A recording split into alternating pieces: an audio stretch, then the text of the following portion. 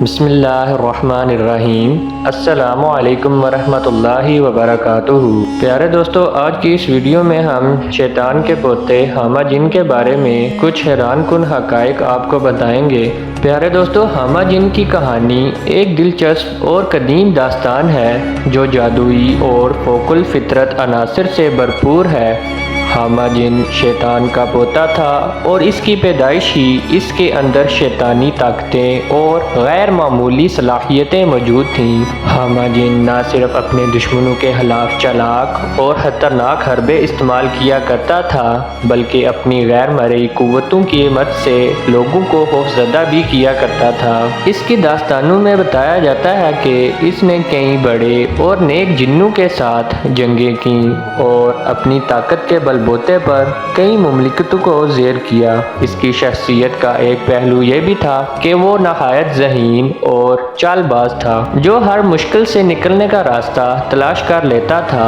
حامہ جن کی کہانیوں میں یہ بھی ذکر ملتا ہے کہ اس نے کئی انسانی دنیا کے لوگوں کے ساتھ معاہدے کیے اور انہیں اپنی خدمات فراہم کی مگر بدلے میں ان کی روحوں کا مطالبہ کیا۔ حامہ جن کی کہانی اسلامی روایات اور دیو مالائی کہانیوں میں نمایاں مقام رکھتی ہے جسے سن کر لوگ حیران اور خوفزدہ ہو جاتے ہیں۔ حامہ جن کی کہانی کی جڑیں اسلامی اور عربی لوک داستانوں میں بہت گہری ہیں۔ حامہ جن کا پورا نام حامہ بن حام بن لاقیس بن ابلیس بتایا جاتا ہے جو شیطان ابلیس کا پوتا ہے۔ یہ کہانیاں مختلف طریقوں سے بتائی اور سنائی جاتی ہیں مگر تمام میں حامہ جن کی قوت، مکاری اور خبیث فطرت کا ذکر نمایاں ہے۔ کہا جاتا ہے کہ حامہ جن کی پیدائش ہی سے اس میں غیر معمولی صلاحیتیں موجود تھیں۔ وہ نہ صرف اپنی مرضی سے غائب ہو سکتا تھا بلکہ دوسروں کی آنکھوں میں دھول جھونکنے کی بھی صلاحیت رکھتا تھا۔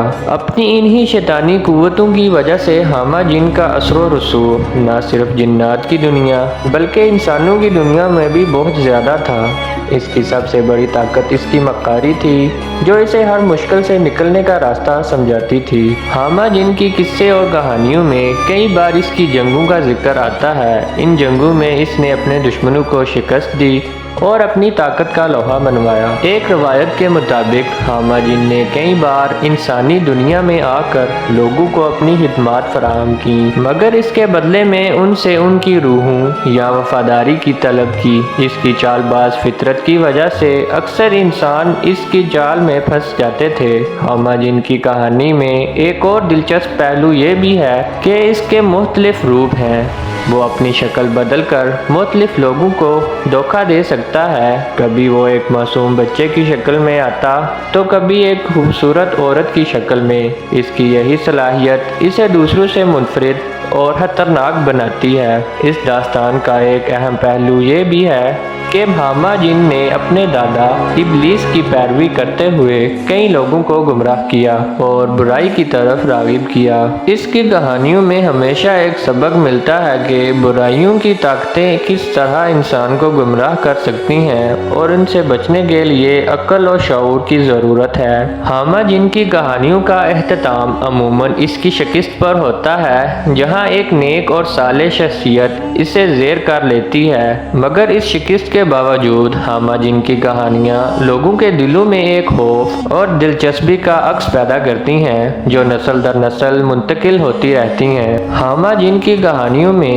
ایک اہم واقعہ وہ ہے جب اس نے حضرت محمد صلی اللہ علیہ وآلہ وسلم سے ملاقات کی۔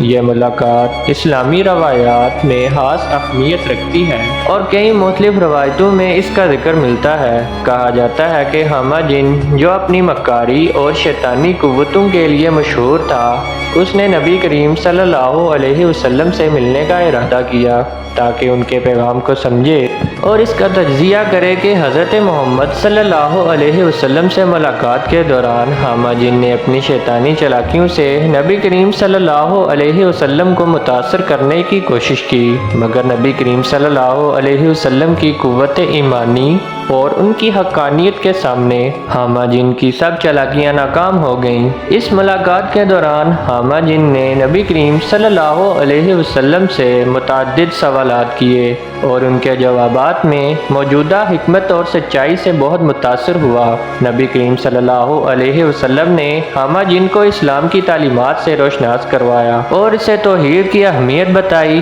بعض روایات کے مطابق اس ملاقات کے بعد حامہ جن نے اسلام کو قبول کر لیا اور اپنی شیطانی رواحوں سے توبہ کی۔ پیارے دوستو، اس نے اپنی زندگی کو نیکی کی طرف موڑنے کا عہد کیا اور اپنے ماننے والوں کو بھی حق کے راستے پر چلنے کی ہدایت دی۔ اس کے بعد حامہ جن نے اپنی شیطانی طاقتوں کو چھوڑ کر اللہ کی راہ میں چلنے کا عہد کیا اور اپنی زندگی کو نیکی اور تقوی کے ساتھ گزارنے لگا۔ یہ ملاقات حامہ جن کی کہانیوں میں ایک اہم موڑ ثابت ہوئی، جہاں پر اس کی زندگی کا رخ تبدیل ہوا اور اس نے نیکی اور حق کی راہ اختیار کی۔ اس واقعے سے یہ سبق ملتا ہے کہ اللہ کی راہ میں سچائی، توبہ اور اصلاح ہمیشہ ممکن ہے، چاہے کتنی ہی بڑی خطائیں کیوں نہ ہو گئی ہوں۔